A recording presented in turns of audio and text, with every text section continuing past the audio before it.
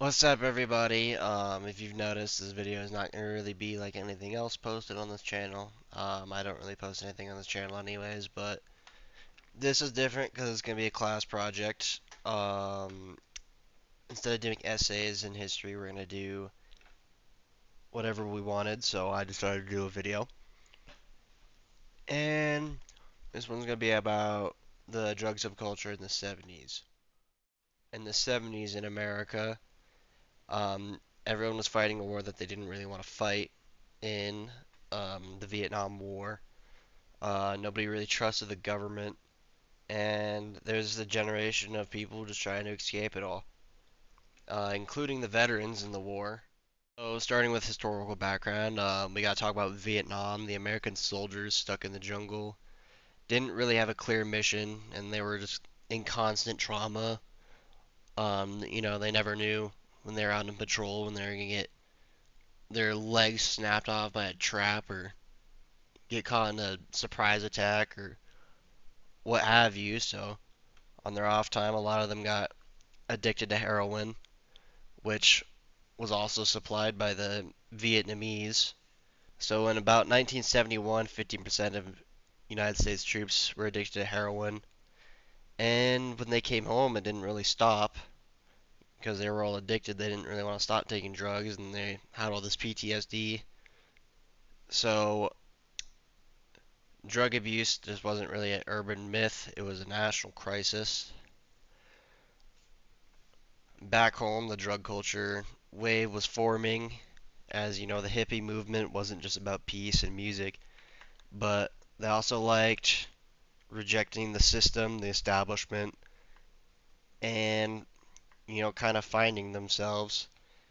They were free spirits, as they would say, and with that, they very commonly took drugs like weed, LSD, and mushrooms, seeing them as kind of tools of enlightenment, following music, psychedelic music like the Beatles, Jimi Hendrix, or the Doors.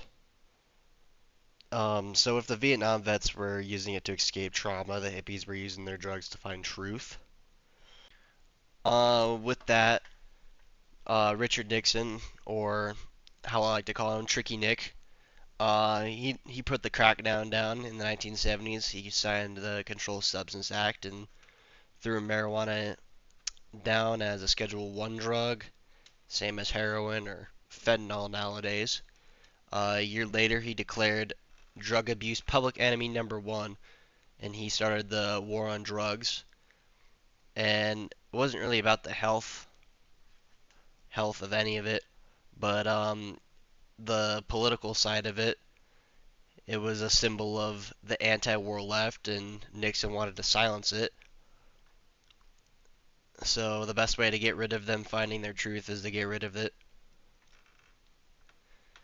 But the culture didn't just roll over in the 1970s. A group of activists formed NORML, the National Organization for the Reform of Marijuana Laws. With funding by Playboy and a bunch of other places, their mission was to decriminalize weed, protect casual users from being arrested, and push for legalization at the state level. They organized protests, smoke-ins, and political campaigns that kept the conversation alive and made weed a political fight. The more the government pushed back, the more the movement grew. In 1972, the Schaefer Commission, which Nixon self-appointed himself, released a report saying marijuana wasn't a threat and should be decriminalized. Nixon ignored it, obviously, but people paid attention, and over the next few years, 11 states passed laws to decriminalize weed possession. This was a huge issue. It showed that the public opinion was shifting and local governments could go around federal laws.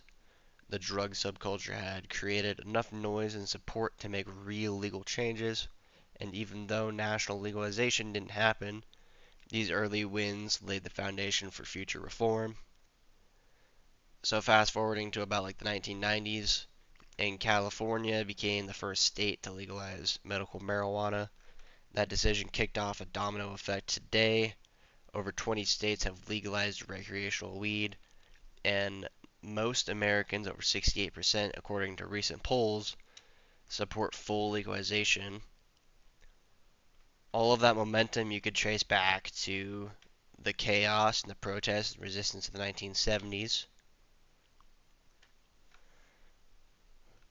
So, yeah, the 1970s drug scene wasn't just about people getting stoned listening to Pink Floyd. It was about resistance.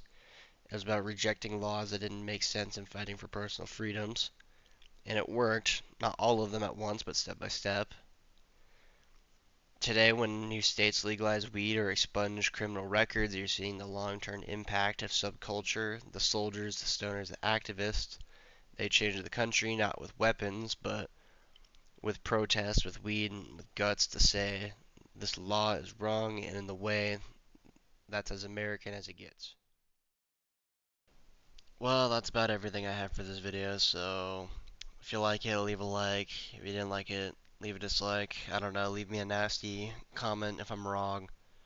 And I don't know, I probably won't change it, so the rest of this is probably going to be like citations or something.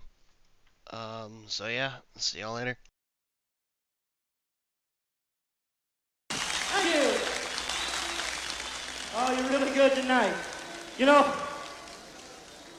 this is the most outrageous spectacle I've ever witnessed, ever. There's only one thing I wish. I sure gotta pee. And this ain't nowhere to go. I believe we're gonna go up the country a little bit right now.